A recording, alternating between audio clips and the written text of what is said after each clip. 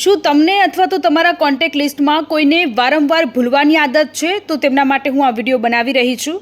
તમે ફ્રીજ આગળ જાઓ, ફ્રીજનો દરવાજો ખોલો અને ભૂલી જાઓ કે શું લેવા આવ્યા હતા. તમે રસોડામાં જાઓ અને રસોડામાં શું કામ કરવા માટે ગયા હતા તે ભૂલી જાઓ. તમારા ગાડીની ચાવી તમે ક્યાંક મૂકી દો, ચશ્મા ક્યાંક મૂકી દો, ઘડિયાળ ક્યાંક રાખીને ભૂલી જાઓ છો, તો તમારા શરીરમાં ઓમેગા 3ની ઉણપ હોઈ શકે છે. આપણા શરીર માટે ઘણા બધા ફેટ હોય છે કે જે હાનિકારક હોતા નથી, અને આવું જ એક ફેટ છે ઓમેગા 3 ફેટી એસિડ. એક પોષક તત્વ છે જે આપણા હૃદય, મગજ, ત્વચા અને સાંધાઓ માટે ખૂબ જ જરૂરી છે. આની ઉણપ હોવાને કારણે આપણે ઘણી બધી વસ્તુઓ ભૂલી જતા હોઈએ છીએ. કેટલીક વસ્તુઓ ખાવાથી ઓમેગા 3 મળતું હોય છે અને આ જે સમસ્યા છે તે દૂર થતી હોય છે. શું ખાવાથી કઈ વસ્તુઓમાં ઓમેગા 3 હોય છે તે વિશેની માહિતી હું આપને જણાવવા જઈ રહી છું.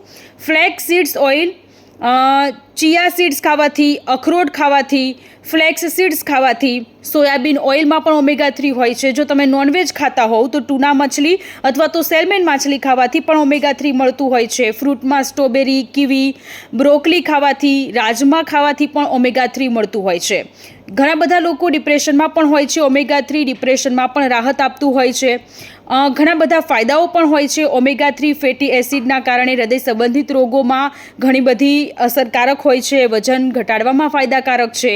હાઈ બ્લડ પ્રેશર ઘટાડે છે. આંખો માટે ખૂબ જ ફાયદાકારક છે. ઓમેગા 3 કેન્સરનું જોખમ પણ ઘટાડે છે.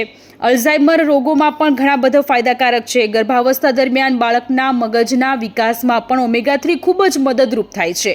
આ સાથે ઘણા બધા લોકોને સાંધા અને હાડકાનો દુખાવો થતો હોય છે, તો ઓમેગા 3માં આનું પણ ઈલાજ છે.